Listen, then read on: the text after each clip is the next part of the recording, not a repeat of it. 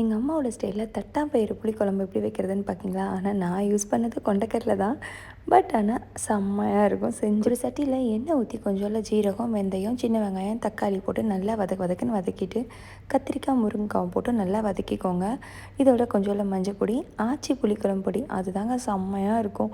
புளிக்குழம்புனாலே இதுதான். இந்த பவுடரை போட்டு தண்ணி ஊற்றி நல்லா தர தரன்னு கொதிக்க வச்சுருங்க. அது கொதித்து கொஞ்சம் ரெடியாகிற சமயத்தில் தட்டாம்பயிறு நான் வந்து ராஜ்மாவும் கடலையும் போட்டிருந்தேன். நீங்கள் என்ன பருப்பு வேணாலும் யூஸ் பண்ணலாம். போட்டு அதை மறுபடியும் மூடி வச்சுருங்க. நல்லா அந்த பருப்பும் இந்த காய்கறிகளும் சேர்ந்து நல்லா ஒரு பைண்டாகி வரட்டும். அந்த டயத்தில் இந்த மாதிரி கொஞ்சோண்டு புளியை கரைச்சி நல்லா ஊற்றி மறுபடியும் ஒரு 5 நிமிஷம் கொதிக்க விடுங்க. எல்லாமே ரெடியாக இருக்கும்.